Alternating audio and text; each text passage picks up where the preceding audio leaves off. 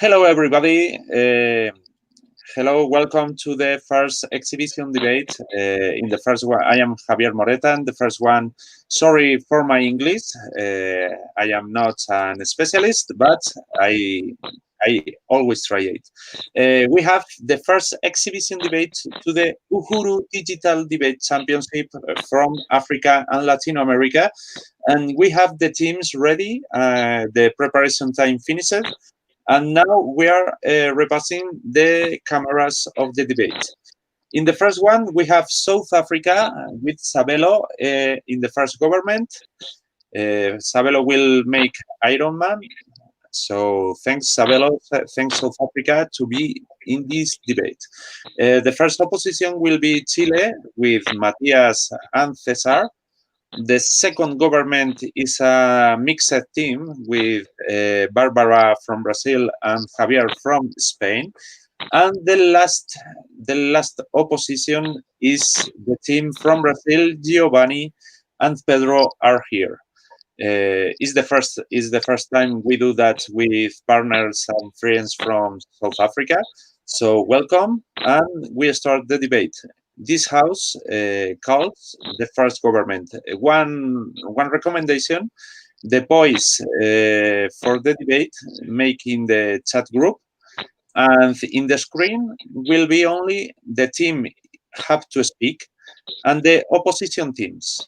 No, if speaks the first opposition will be the two governments and the first opposition in the screen. No, the two partners or the first opposition of the first opposition. Yeah.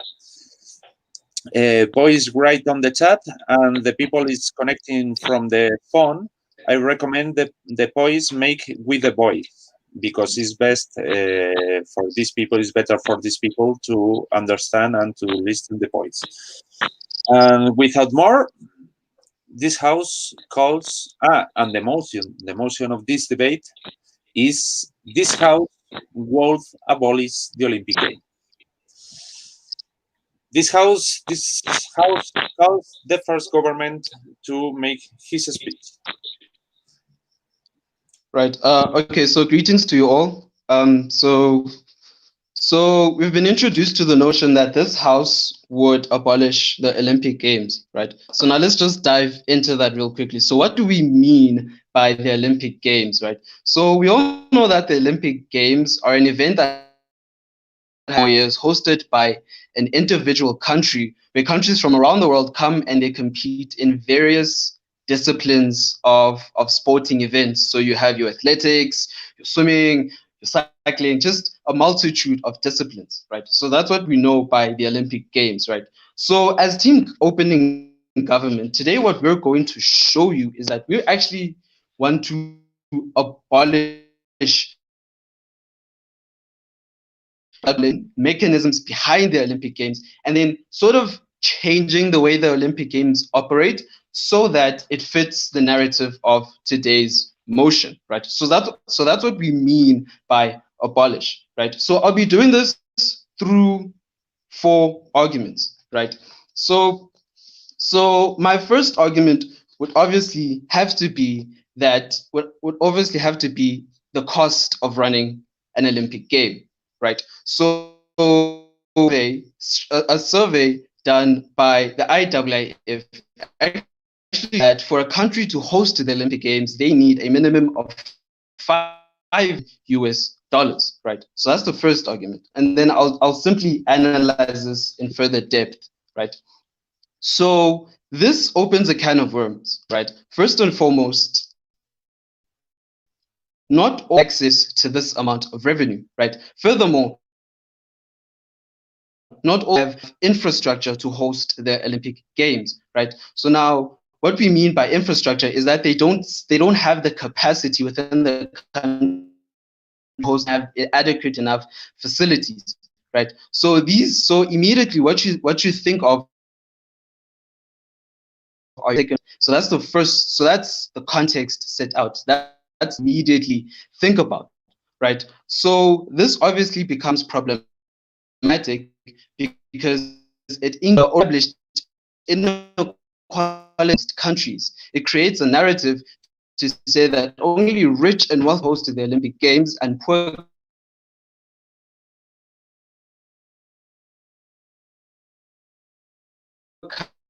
and right. So complications, right? And one of the complications are is through the use drug usage, right? So most of doping, right? So we're all aware of the incident that took place prior to this year's Olympic Games, right? Where the Russian team was found of its members testing positive for doping, right? So now again, we obviously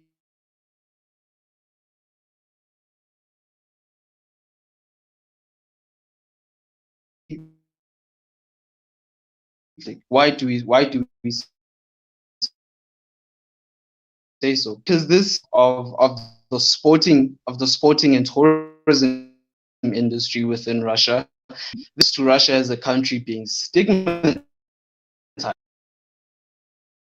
Don't right? We obviously don't want this because it leads to bad publicity, affect other sectors of the country as a whole. So mainly your tourism, right? That's the second argument, right? The third argument being discrimination amongst athletes, right? So we find extremely problematic, right? In that the Olympics discriminate amongst countries, right? So we all know that a body behind so there's the body called the IAAF, the IAAF, right? Which athletic federation, which under which all athletes need to be under which all Olympic participants need to be really disciplined in order to take place, right? This is a constraint on athletic participants of the case that's been happening regarding Caster Semenya.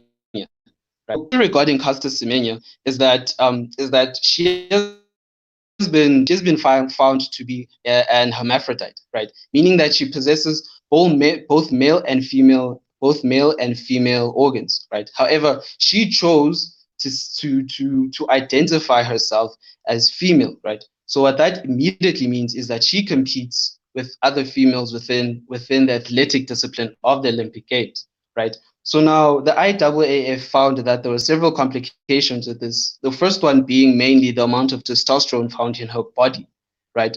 So we believe that so the IAAF simply says that a female should have this amount of testosterone within her body and have a certain amount, then that doesn't qualify you to participate within this particular sex, right? Discrimination, and we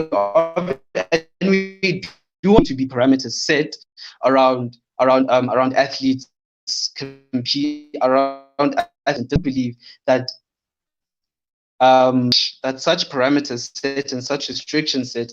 I mean, they obviously.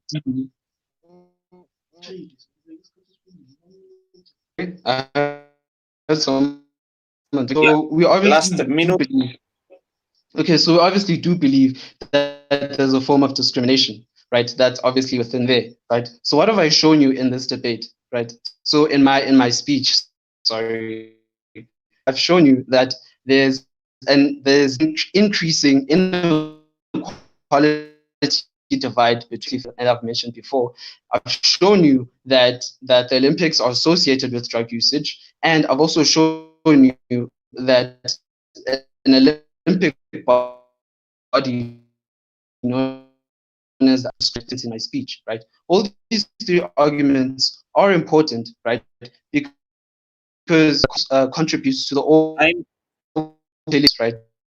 There's a sense of of so these three arguments counter what the purpose of sports is, Time, which is time, time, to unite the people.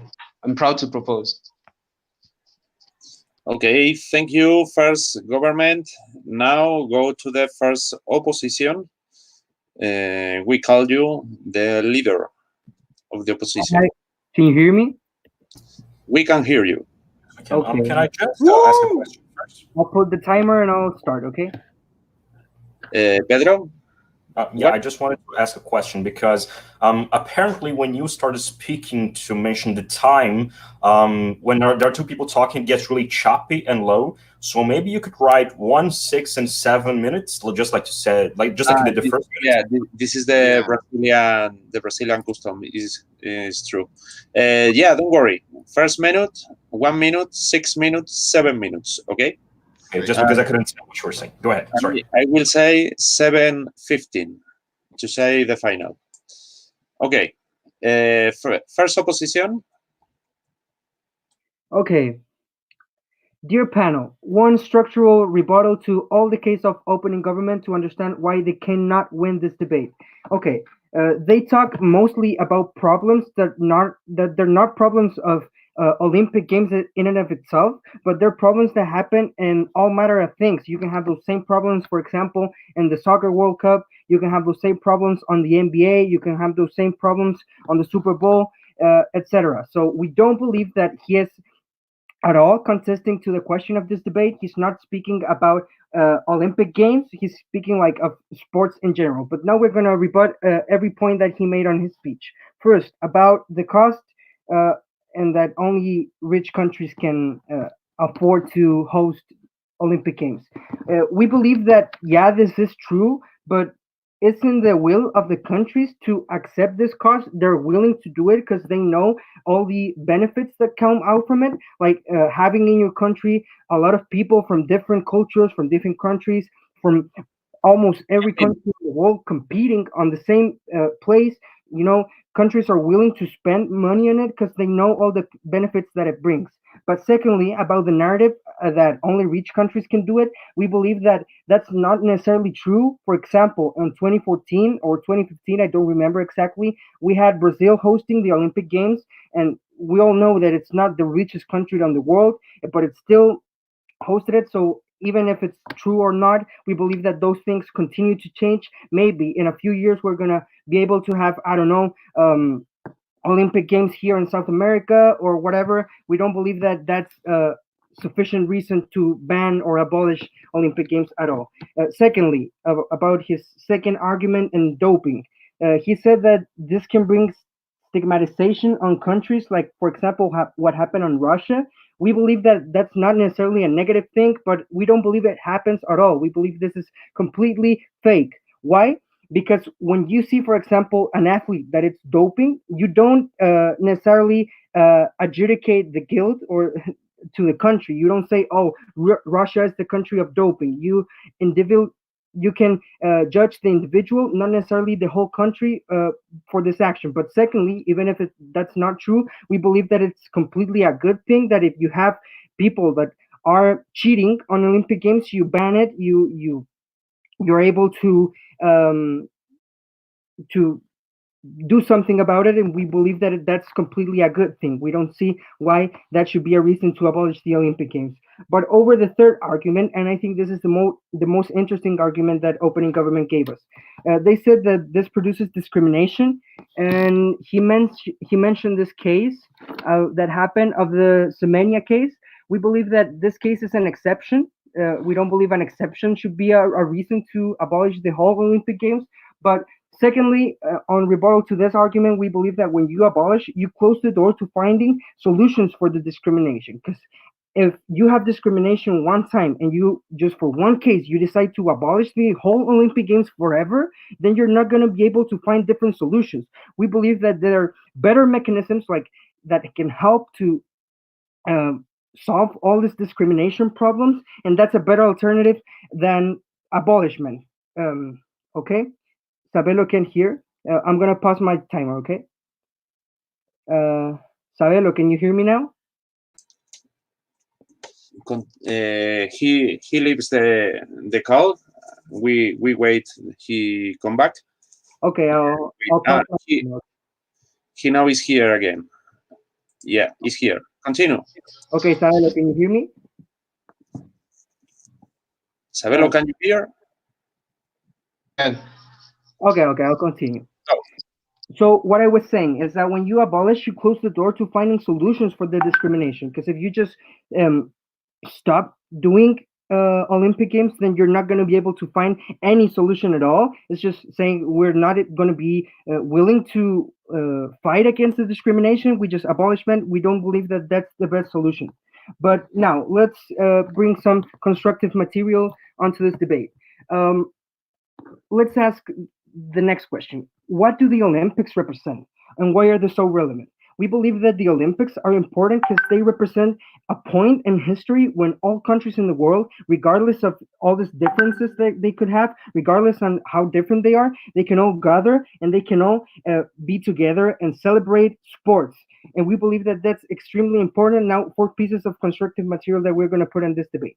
Firstly, we believe that it makes visible other sports, like, for example, athletics, or, for example, ping pong, or whatever sports that are not the classical, for example, soccer, or, for example, basketball, or football, American football. We believe that the Olympics have the benefit that they bring them to they make visible other sports that are not necessarily relevant to other people or Western culture in general. And this is extremely important because you can have all sorts of countries that they can develop and that they're really successful at these sports. Like, for example, you can have the African countries that are really good, for example, in those long walks, or you can have also, for example, Jamaica, that's one of the best teams in athletics, and they can have a moment to make visible what they like doing in sports. And we believe that that's extremely relevant. Secondly, we believe that it opens the door for financing small athletes. And what do we mean with this? For example, branding in the Olympic Games, it's extremely high. When you go and you, for example, break a record, or not necessarily, but when you have a good participation on the Olympic Games, this can allow you to have different sponsors. This 6 can allow minutes. you to find financing from different sources, and that's really a good thing that you couldn't have if you don't have Olympic Games. Now, thirdly, we believe that we also send a philosophical message, because what I was saying on the beginning of the speech, because the Olympics represent a point where all countries, regardless of the differences, they can just gather and enjoy sports. And also, it makes a space when everybody can compete and opportunity equality without having differences that affect the different athletes from different countries. And fourth argument that we're going to put on the table is stories of 7 overcoming. minutes. We have a lot of examples of different athletes that have participated, and because of the Olympic Games, they have the door so that they can be inspiration from different people and all around the world. And we believe that that's extremely important, and we're very proud to oppose. 7:15. Thanks for the leader of the opposition. We come back to the government, second in the government, to the first word. right. Okay, so just to quickly clarify, right? I think that opening opposition, the leader of opening opposition has completely missed what our right. But before I actually go to analysis on my points, I just raise a couple of rebuttals. So on the issue of the narrative of rich countries only being able, if you remember, I didn't explicitly say that countries can host Olympic Games and poor countries cannot. No, what I said was it creates the narrative that only rich and wealthy countries can host Olympic Games and third world countries cannot. It creates a narrative image, that's the picture that's created because of the cost and because of the capacity required to host the Olympic Games, right? And then let me just further extend further on this rebuttal, right, on this point, right? So what the deputy leader, what the leader of opposition said, rather, he said that there are economic benefits, right? So yes, we do concede to the fact that yes, there are economic benefits, right? However, we also need to recognize that these benefits are only temporary. The jobs that are created games are only temporary. They're not long term, right? They're 10 years after the Olympic Games have happened within a country, right? So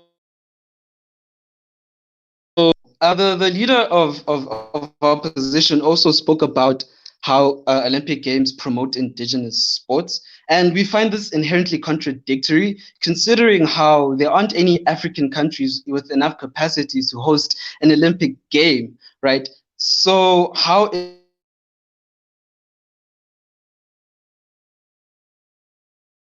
is it found in Africa if I can't Olympic game? Again, this refers back to my point that I mentioned in my previous speech about the inequality divide that's being created by these Olympic Games, right?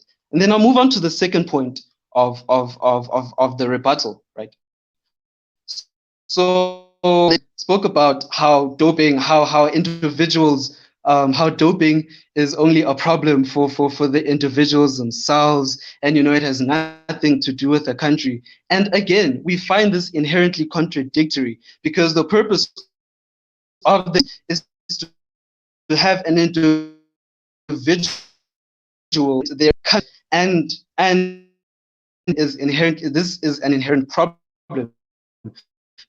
Because if an individual does a certain thing, immediately on the world stage, that is immediately seen as a thing that is done within that particular country, i.e., doping, right? So the leader of opposition comes and he tells us that that why won't you just ban on the country, right? And again, this isn't solving the issue. You're simply just putting it aside and saying, you know what, we'll see you in the next setting it on hold, right? And there's an inherent problem with that point, right? So just to clarify, right, we did in the beginning of my previous speech, I explicitly said that we have with mechanisms behind the Olympic Games, we have a problem with how they function. Therefore, we demand a better alternative, right? Not in the sense of games as a whole. That is the stance that I immediately explicitly said that we take, right? So just to move and get into my substantive matter, right? So I'd like to argue, I'd like to introduce a new argument, right? Raised by the leader of opposition, right? So the leader of opposition came and he told us that that the Olympic Games are a nice way of financing small athletes, that there are endorsement deals that athletes can get, and we say that this is not the reality, right? So let me put you in context, right? Athletics or any other sporting career is a very difficult lifestyle to sustain, more especially if you aren't one of the most prominent figures, such as your Usain Bolt or your Johan Blake or whatever the prominent figures they are, right? It's a very difficult lifestyle to sustain, right? And as a way of mitigating this, we find that many Olympic participants, right, they initially first go to university as a means of as a means of financing and as a means of financing this career that they have, right? So sports scholarship, right? And we say that, no, this is great. There's no inherent problem with that. But then does arise when there's pressures from students having to balance their academics as well as their funding, right? So this puts a lot of constraint because first and foremost, there's a lack of Olympic committee as a whole on its athletes, right? Yes, when Olympic participants arrive at the Olympics, they arrive at what is known as an Olympic village, if I'm not mistaken, right? And that's where they stay. Their accommodation is taken care of. However, in the process of getting to that stage, there is absolutely no support from the Olympic Committee whatsoever, right? So this argument of athletes getting endorsements and them being able to finance things just immediately falls flat on its knees, right?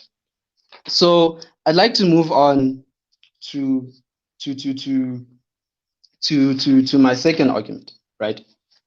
So we do understand that sorry. So I'd like to just quickly do a brush over of my previous arguments just to iron out a few inconsistencies, right? So in my argument about how there's doping, so I did mention stigmatization of countries, right? And then this obviously will have inherent effects on their sports and tourism industries, right? And then on the issue of discrimination, right? I'd like to argue that this obviously shows a lack of transformation and a lack of compassion from the Olympic Committee, right? And then what have we shown you in our speeches, right? What have I? So I've shown you that there is lack of support from the Olympic Committee, right? Which is, and then I've also showed you that there is a lack of transformation. I've showed you that there is a narrative being created, and then I've also showed you that there's stigmatization of countries taking place, right? And it's because of those reasons why we believe that the mechanisms behind the Olympic Games should be abolished. Thank you. Thank you. The second of the government, and come back to the opposition, the second of the opposition. I'm gonna set my timer and then I'm going to develop my discourse. Thank you, Javier. Well, dear panel, we have a problem here. And the problem that we're facing is that in the first place, we have a government that is squirreling the definition of abolish. We are facing an abolish term that doesn't mean abolish, but make a little changes so they can fix the things that are wrong now with the Olympic Games. We think that is a squirreling definition. We believe that abolish means terminate the Olympic Games. That's how do we understand the word abolish? Abolish is put an end to it, or not making changes so things can be better. It's simply putting a termination to the Olympic Games. That's the sense that we have had in this debate, and we want to ask you that is the signification, the significance that the term should have. First, let's make a revision of the arguments that the government has given, and now we're going to make some differences against the arguments that we've developed. First, they say that they are not saying that poor countries can't do it. They are saying that it creates a narrative that only rich countries can do it. Yeah, but they don't explain us why this is wrong. And secondly, we believe that the narrative that a good government, no, thank you, that a good government or that a good country or a country in great conditions should develop these games is not bad. The Olympic Games require security conditions, require infrastructures conditions, and those costs, and those have a cost. And we have said that if a country is going to assume a cost, they do it because there is a cultural benefit, they do it because there is a sports benefit, and they assume that cost. And if they are not willing to assume, that's okay, that's fine. But we do not believe that this narrative is per se negative. There's no argument in government that can say that, and we haven't heard any argument in that way. In second terms, we are talking about doping. They're saying no, when you find that a person has been accused of doping, that that is put on all the nation that it represents. That is simply not true. He gave the example of Russia because it was, but Russia was an exception of doping because the entire delegation represented a lot of cases related to doping.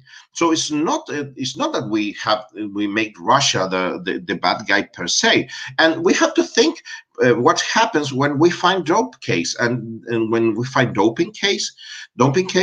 We're not saying that all the competitioners of all the people of that country are cheaters.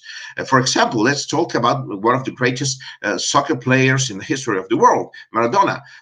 He was surprised a lot of time in doping case, but the value of Argentinians sportsmen did not change. They still have one of the more valued sportsmen in football, in soccer. So there's no connection with what the government says that what is trying to prove.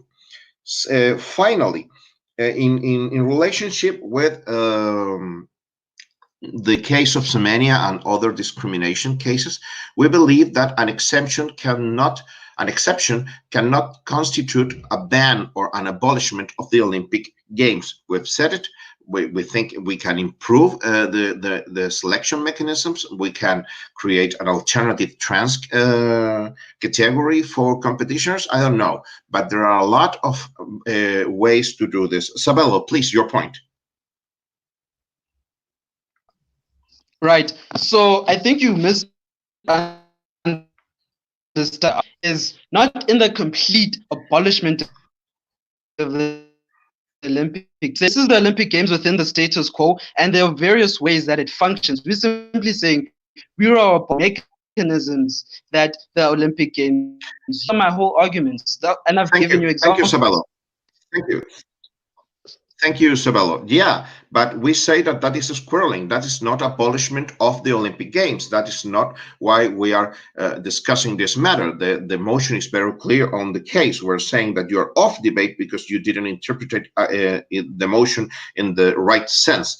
Okay, what do we have here? Why is the world without Olympic Games worse than a world with better than a worse than a world with Olympic Games? What I'm trying to say, if we look both worlds, we say that in our world, there is a chance of more financing through sponsors, through private sponsors. Yeah, not all of them are gonna get them. That is true, but it's just like the government said, it's a hard lifestyle. And why is this important? Because we need the most quantity of options of events to finance, to obtain sponsors. And this happens with local industries. This happens with worldwide industries that wants to put their sponsors on on people that is competing. And Olympic Games gives you a platform of worldwide viewers that not other competition gives you. Second of all, and this is very important, all inequality inherent to sports is going to be in the world of government too. Because if you eliminate the Olympic Games, you're going to have inequalities in the World Cup games of ping pong, in the World Cup of athleticism.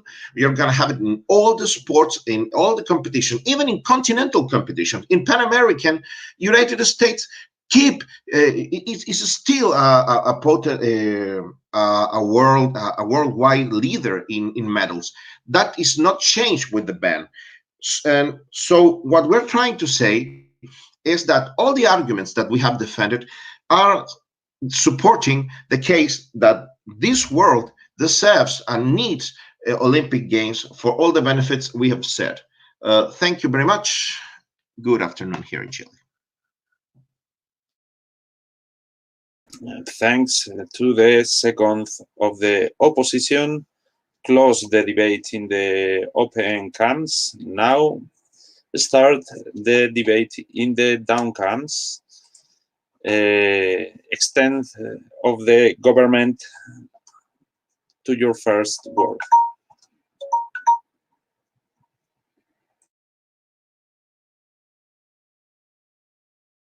Bobby, open the microphone.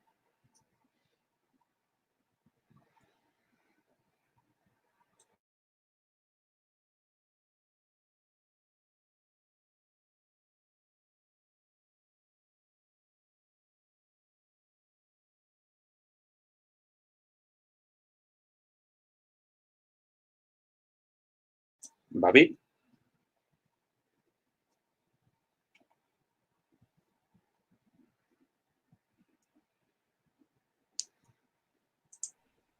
Barbara? Hello. My phone is disconnecting because it's too hot for my phone. Oh, okay. Try to make the speech and then disconnect to the phone. Try to rest something. Yep. Babi?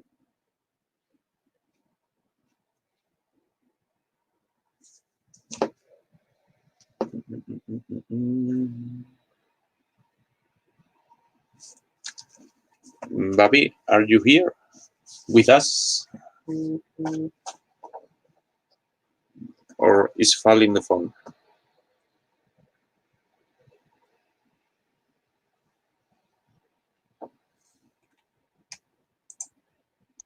Babi?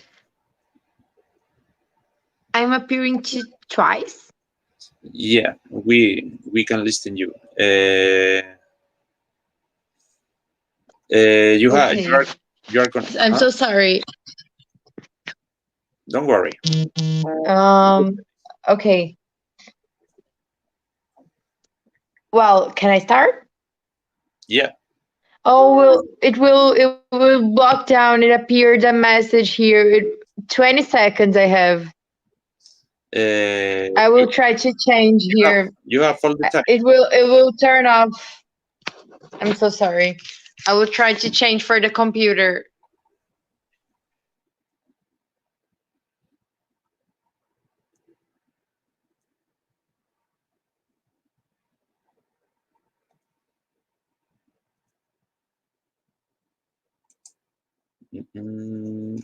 Barbara, we listen you.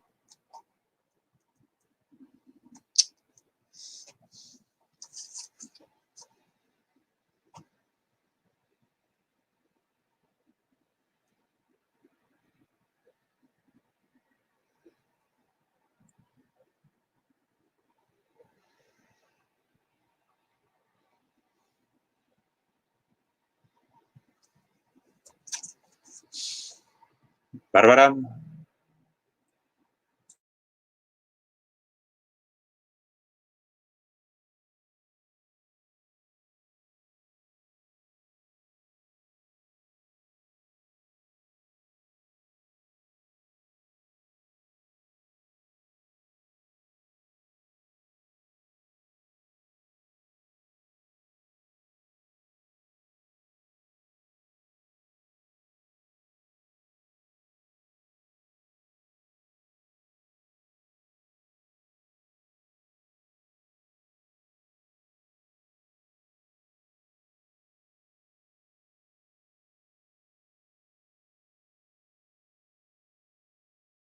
We are waiting little seconds.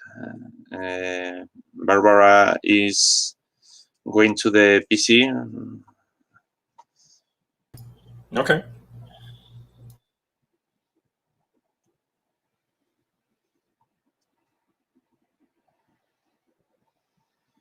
If she can't make the speech, I will start and she will be the wife.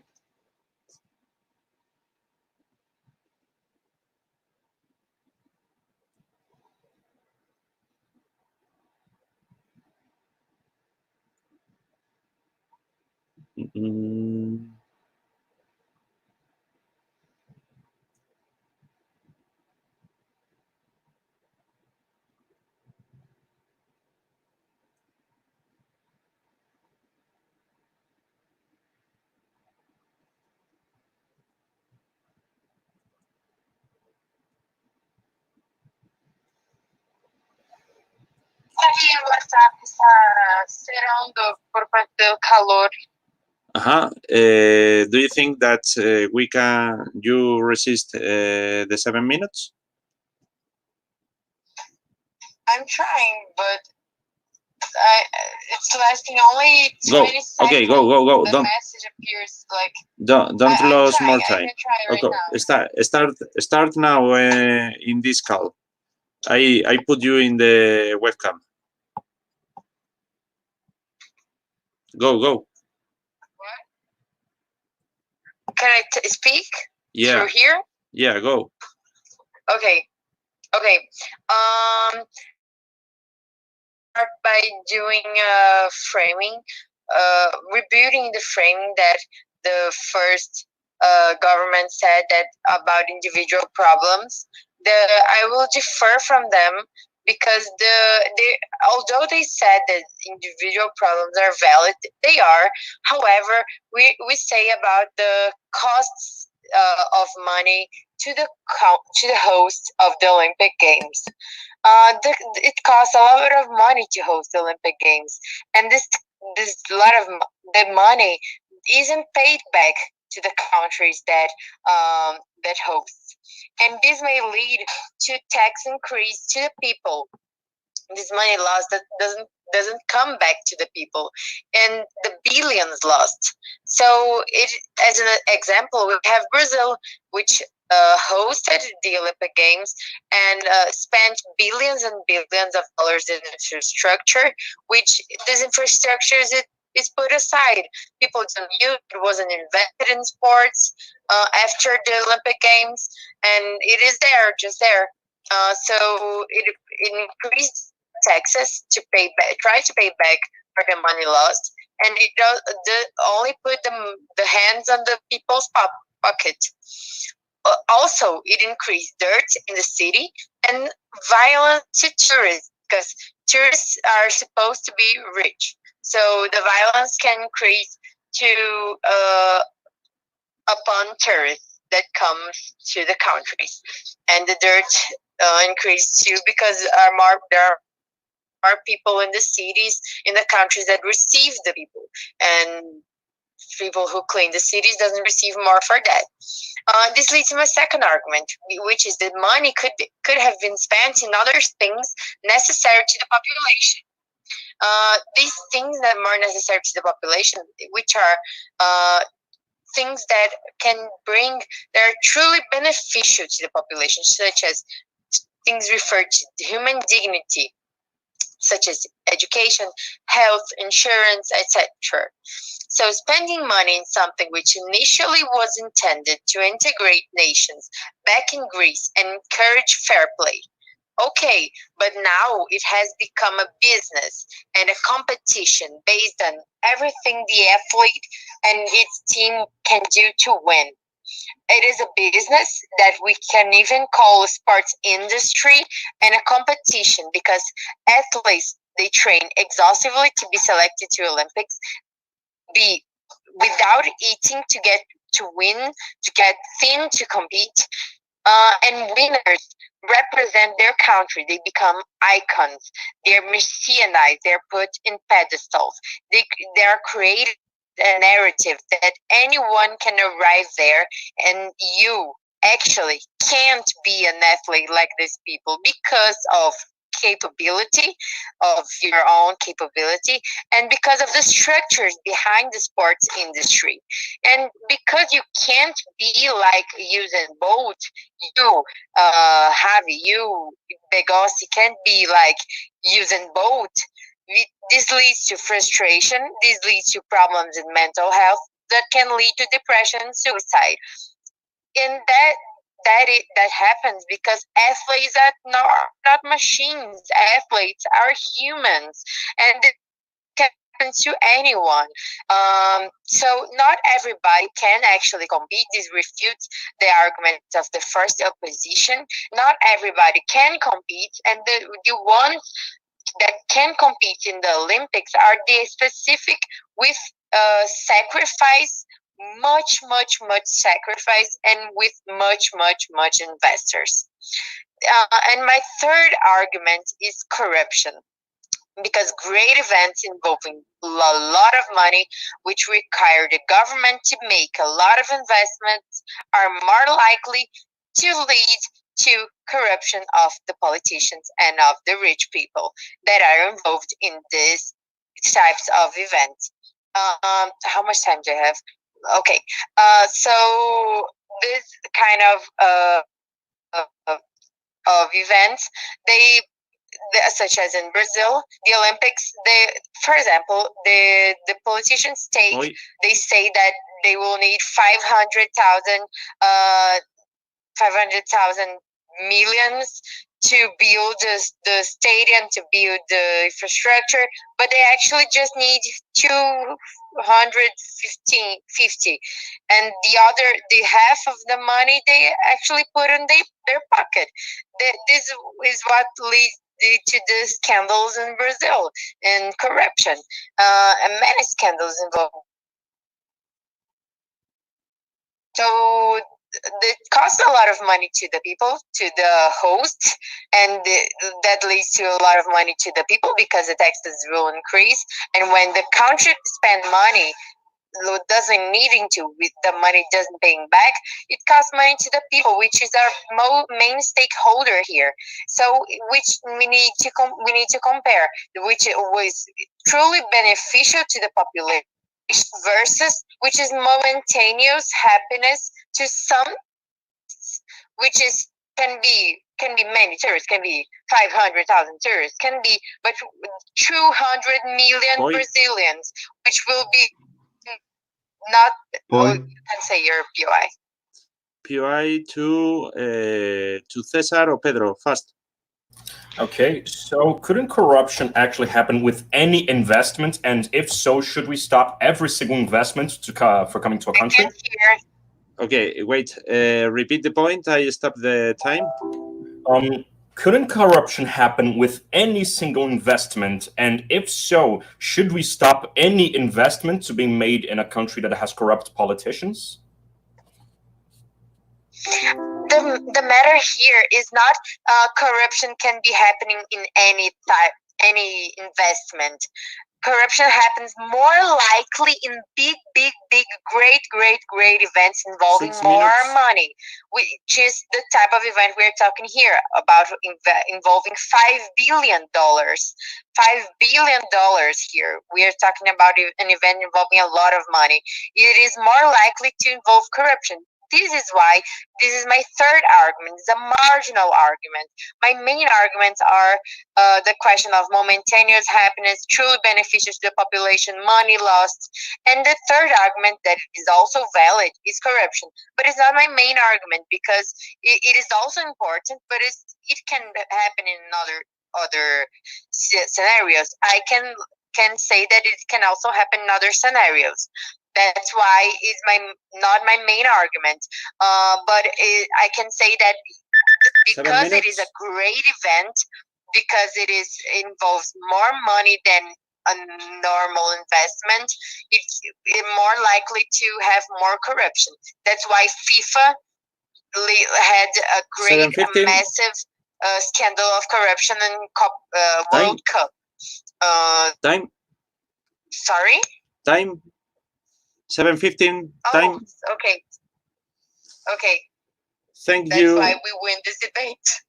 Thank you for the third of the government. I will do the call, okay? Wait, I will try to enter the link. Okay. See you now. Thanks for the third of the government.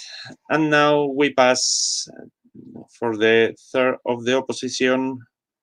For your first word. Okay, can everyone hear me? Yeah.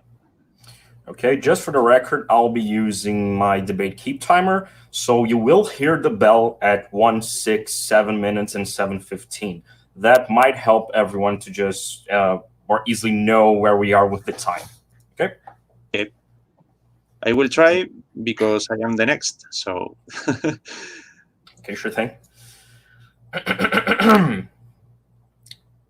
Okay, so starting my speech, first off, I'd like to make my first point of extension to actually broadening the horizons and one of the points made by the opening opposition, because they talked a little bit, but they still did talk about how Olympics help investors actually focus on small, unknown athletes that get to go and win the Olympics and have their talent actually, they get investment. But let's just try and make something very much more clear how that benefits specifically poor countries, which are the ones that usually need that thing, and more so than simply helping specific individuals, how they help these countries generate practices and investment practices most likely to actually help in the short, mid, and long term their athletes and their options and their quality of style and sport and so on. First off, these poor countries, they are the ones that usually don't have too many resources to boast, right? So they have to really choose in what they will invest. And they usually say that sport is not something that great to be invested in, right? Because these revenues that can come from it are usually unclear or at least unpredictable.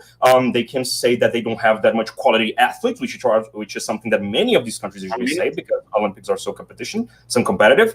And so they think that they don't have enough reason to do so, right? What changes with the Olympics? When these countries have exceptional athletes, even if it's just one of them, just to show them that this country has a great special talent to be invested in, first off, these countries, these governments, they usually change their minds. They actually realize, okay, this is something that is worth investing in. This is something and someone that could use our money and put it to good use and bring much of it back to our country. And how? First off, these people, these specific athletes usually aren't just finance specific, right? An investor doesn't simply give them money. An investor talks to them, realizes them, and makes a deal usually around them, a specific institution, and their revenues can also be used however they want. How does that benefit this country as a whole? Many times, these investors, the private investors, not only public ones, will realize that specific institutions to build, grow, and nurture these athletes could be a great big investment. That is how they keep making these things in the long term. You don't simply see a great runner from Jamaica. You can see that these countries have a talent and that have individuals that need to be nurtured in order to become more and more talented runners. You don't simply invest in a single athlete. Once again, that goes both for a private investor and for a public investor to actually make these infrastructure, these investments in institutions, nationally and internationally, to make them work a little bit better. Okay, so that's how you make lasting change. And that's one of the things that already in this specific point puts us ahead of opening a position. But more than that, and that's a very special thing that no one said so far, it's a second point of extension. Olympics are also a stage for competition. They mentioned that in the physical sense, but no one mentioned how the Olympics are one of the little spaces that we have that are usually for conflict of ideas. The Olympics don't simply show how a country has a better runner or how a country has a better ping pong player. Depending on what time and what era you are, you actually show what country actually does things and thinks things in a way that matters. It is a battlefield of ideas, and the largest example that we have of such thing is the Olympics of 1936, on the rise of Nazism and how Jesse Owens put them to shame. That's a very important story that many of you might know. In 1936, the discourse, the ideology of Aryan supremacy was sold throughout Europe and throughout the world, and people believed that. Not only people in those countries, but the ideology of Nazism was spreading throughout the world. Many people in many countries were starting to be affected by it because it sounded somewhat reasonable at the time. And what is one of the many ways that we showed them that they were wrong? Of course, we won a war, but winning a war has less impact on ideas than it has on countries and people. We broke Germany, we made them poor, we killed a lot of people, but one of the major ways on major battlefields that we need to do was to show that their idea was wrong. And that's one of the things that the Olympics do, and that many other places don't. Jesse Owens in 1936 actually won their race, not only showing that a black man could be a much better runner than any Aryan competitor in those entire Olympics, but he also raised his fist at his podium and showed the Black Panther side. The Black Panther being essentially the opposite of Nazism in those eras. It was a socialist, race-focused group that showed and that protected black people in the U.S. That's the kind of idea that throughout the world was spread. That was more than 70 years ago, and we still remember the major impact that thing had. That is one of the major things, the major emblems that we had in the world, that we have in the world, that showed that some ideas are not worth following. That is one of the major impacts that the Olympic has, and one of the major impacts that we lose if we take the Olympics away. Of course, it's not the only space to have such a battlefield, but it's one of the major ones. And a world without the Olympics would be worse. And of course, establishing that the definition of this debate already squirreled their definition away and should not be taken that seriously. But once again, And more of, beyond these 2 points of extension, I'd like to make some rebuttals to begin with, after just stating that this ideological battlefield, due to both its scarcity and its importance, is already way more of a reasonable and important matter to keep the Olympics functioning than it is to actually fund a specific athlete or help specific people in that sense. But going on through just a little bit of rebuttal. First off, about tax, dirt, and violence increases throughout the event. First off, if these bad things that happen are also momentary, we can also mention a bunch of good things that happen momentarily. People profit a lot throughout events. They get more jobs, even if temporarily. Those who are commerciants actually sell more, even if just throughout the event. There is a boost to security, even if just throughout the event. And there are many of these benefits that actually on their own already mitigate the case that closing government actually tried to establish here. And most of these, even though closing government doesn't want to admit it, also actually trickle down for a long time. People who get that bunch of money can also invest it into improving their jobs, into improving their revenue and many other things, to study, to actually build something better and make their money keep helping them in the long run. That's also a thing. And also there is a morale boost. Any country that hosts these events has seen a large morale boost, a happiness boost, a boost to how their people treat their country and their condition. That's also a good thing, even if just throughout the events. But let's talk about the main point, how closely government said. The true benefits that we should be focusing on, like health and so on. Well, they go for the assumption that this money would be invested in health otherwise. But that is not a probable thing. If countries had not invested in health and security for a long time, if they didn't have the Olympics, they wouldn't make any improvements at all, as it is actually quite common. But more than that, so what we are comparing here is not some good versus the better good of actually investing in health. It's actually some good to making these benefits that I already told you, versus no good if these governments would actually not invest in health and education and security in the first place. The government is trying to make a case that simply would not actually happen in real life. Okay, thank you. Just short of time. Thanks to the third of the opposition, and we start the closement of the debate with a wipe of government.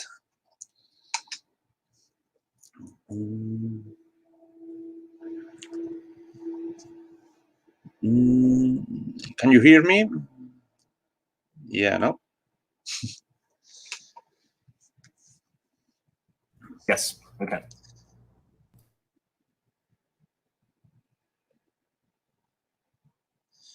Okay.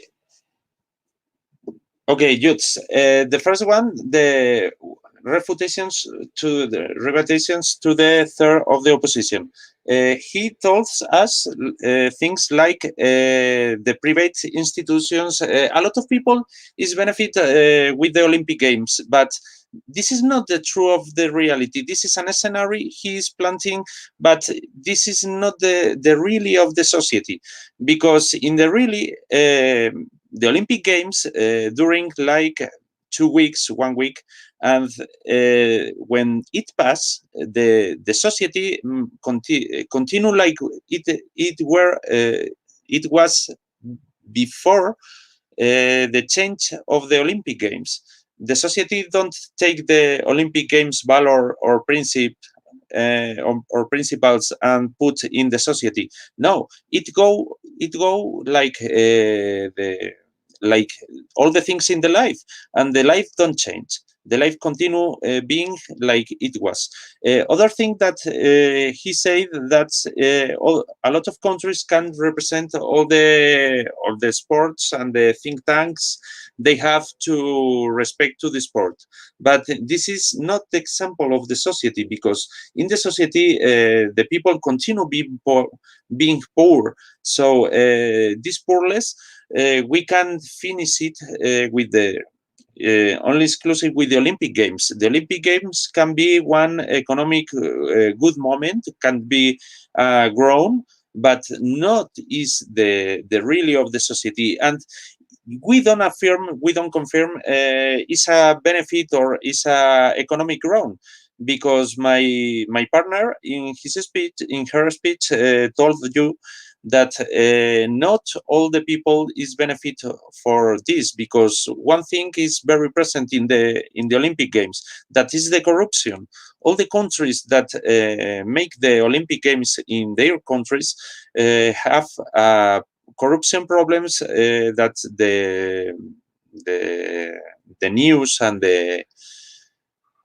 the newspapers show to the people, show to the international community, and the people of the country take responsibilities, exist responsibilities to their politicians, that they are the organizers of the Olympic Games.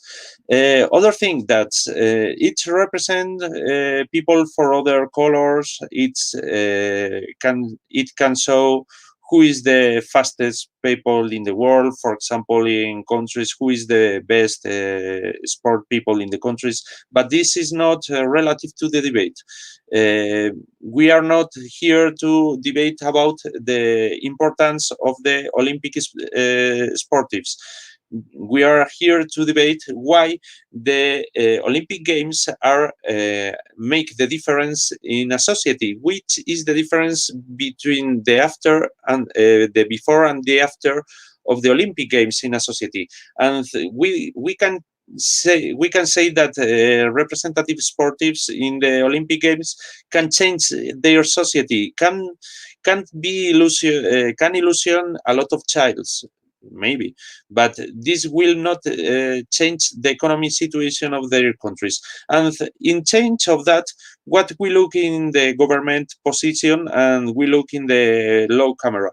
The first one, we say about there is a lost benefit for the society, because the money of the government, the presuppost they make to take the Olympic Games for their countries, is not the same money that they spend for make the installations, for make the infrastructures, for make all the important things. Where go this money? This money normally we don't know where go. The citizens don't know where go, and this is a loss of opportunities for the organization country population, because the people is losing money, and this money that they don't know where is spending normally is going to the corruption. So we can see in this argument, we can see in our argument, sorry, two things. The first one, the corruption makes lost money, and second one, the corruption affects direct to the society, because the society is the principal organizer for the Olympic Games, is the principal visitor, is the principal people spend money to be in the stadiums, to be looking the sports. The tourists or the other people or the foreign people is not the principal public of the Olympic Games. The public is the country people, and they are spending money in something that the politician don't spend the real money. It's good from their taxes. So we saw the third argument, that is the consequence of the corruption. The first one, we have the corruption. Next one, we have the lost money to the population, and then we look the real situation, that the Olympic Games don't change the public situation, the population, and the taxes are not inverted in the people expectative. So they are losing money, they are losing opportunities, they are being lying, they are being they are not paying the Olympic Games. They are paying the Olympic Games, but they are losing the money, and this all have the consequence to make the same situation before the Olympic Games and after the Olympic Games. So this is the low camera want to show, that the situation don't change. This will be the same situation. This will be the same society, and the people will be poor, save some people that opposition told us that they are not suffering the situation because they are good sportives. We are very happy for these sportives, but we can say the same for the rest of population that will be continue poor or inclusive more poor, spending money that in things that they are not going to benefit this part of the population. So for every arguments and for the opposition don't have chase, we won this debate. Thank you. And thanks for the wipe of the government. And we finish the debate with the wipe of the opposition. When you are ready.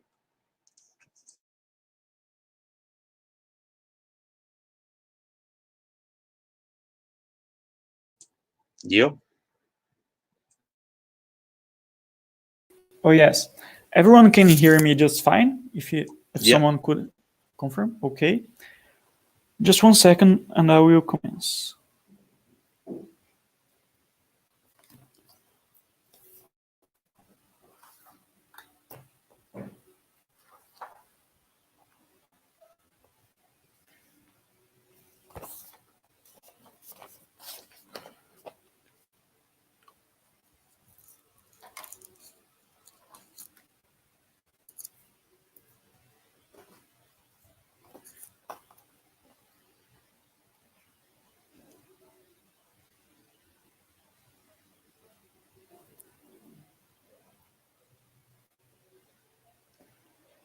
Mr. Speaker, it is sad that debaters don't actually realize the importance and the impacts of Olympics in this debate. Maybe if debating become a modality in Olympics, that will change, hopefully. I will start rebutting second governments. 5 responses to its main case of corruption. First, if the existence of corruption was a basis to abolish events, they should abolish all events and infrastructure construction in that country that do not have anything to do with Olympics. Second, this argument puts too big a burden in closing government. They have to defend not more fiscalization, not more control, but stopping basically the use of money by those politicians. Third, oh, but it's a lot of money. Countries only deal with macroeconomy, and macroeconomy only works with big figures. We're not sure where to draw the line between what's the amount that's too big to use because it will be overly corrupted and what's a basic and make macroeconomy figure. For the money, they would say it will go to corruption. That money would not go to health and education simply because it won't have the Olympics, because those governments already don't do that. And 5, you will lose investments that only come because of the Olympics, and that's a major harm in those countries. The second point of CG is the same thing about OG, so I'll attack just that. They say about money loss and the investment would come in other things. That's basically the same thing that OG said about debts for hosting countries and more inequality. Let's attack these arguments. Open opposition said that Olympics can be a new source of revenue like tourism and etc. But the more competent response is that politicians tend to forget sports and focus on other things like roads that are more visible and short-term impacts. In Olympics and investing in sport are not necessarily a debt, but more of an investment that wouldn't happen in other way. Why? Because with the Olympics, governments have the media incentive to put money in sports. What are the benefits of putting money in sports, and all sports, not only mainstream sports? Because those infrastructures can be used for the community. After the Olympics, we are talking about courts, we're talking about swimming pools that will become available to the communities so they can train not only to high-level sport events like the Olympics, but to actually involve the community in healthy practice of sporting. And the second point, it unlocks new athletes with this infrastructure, and that leads to poor people ascending, people with talents that would not have that opportunity otherwise. Before going to the other points of government that were really lateral in this debate, marginal in this debate, let's look to CO's extension. My partner Lopes told you two things. First, with Olympics, investors will focus on countries rather than some individuals. This is significantly different from what open opposition says. Open opposition says about sponsorships coming to individual athletes. But what we are saying is a really more broad approach with more broad impacts. Esports are not usually a public investment choice. With global attention in sports, private institutions have the marketing incentive to generate more revenue, not only to individual athletes, like opposition said, but actually to countries as a whole, to nurture athletes in the long run. So with those poor countries realizing their potential, with their athletes become globally known, those governments will focus even more in those sports infrastructure, receiving all the benefits that I told you earlier. But the second point, Olympics is not only a place of sports modalities, but it's an even more important space to discuss ideas. The example that Lopes said about Jesse Owen was really important for these aspects. Note as the Olympics can also function as a fight for ideals, and when Jesse Owen won over nazist Aryan athletes, that destroyed the idea that there were superior races in the world. What impacts can we gather from that? First, it diminishes racism as it treats all ethnicity equally, and everyone can win. Second, provide a clear metric to rebut racist narratives, because not on Caucasian white people will win. Third, provide a platform for different ethnicities to show their worth. This is particularly important because African American cinema often creates stereotypes, and those stereotypes are. Before I continue, do you have a POI, opening governments, or closing? Yeah, okay. Fast until the final. So, do you think that all these competes of the athletes and the money is going to benefit all the population, or is only spending for nothing? Perfect. Not only it's new revenue, because we're talking about private institutions also, but that revenue will also benefit the community as a whole, since the infrastructure will not cease to exist after Olympics and can be used by the community as a whole to practice sports in a more micro focus.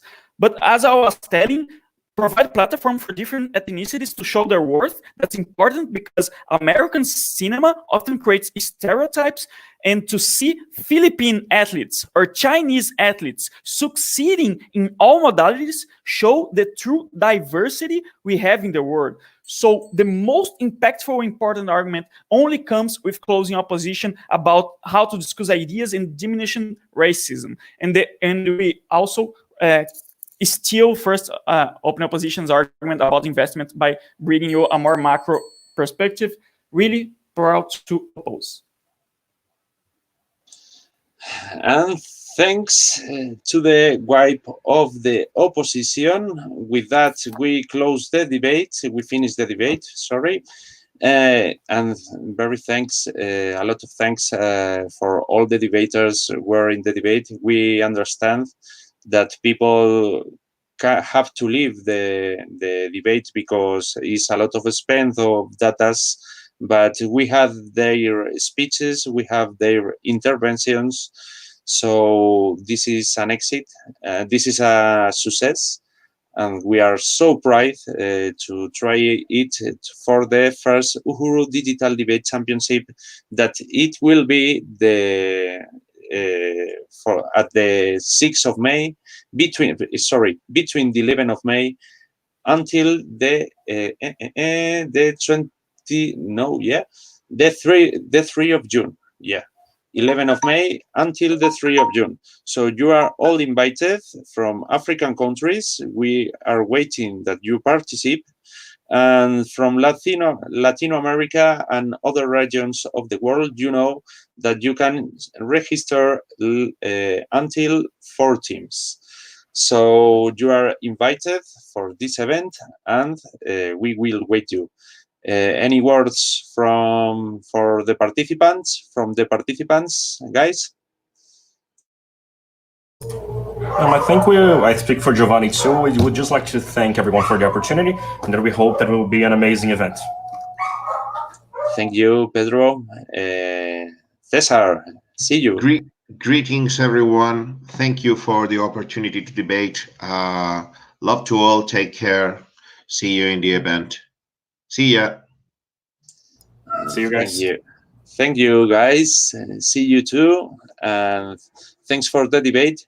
You know, we will finish here the retransmission, the streaming, and the judges will give the result to the in a private group for the debaters. Thank you for everyone, and see you in the next proof of connection for this UDDC.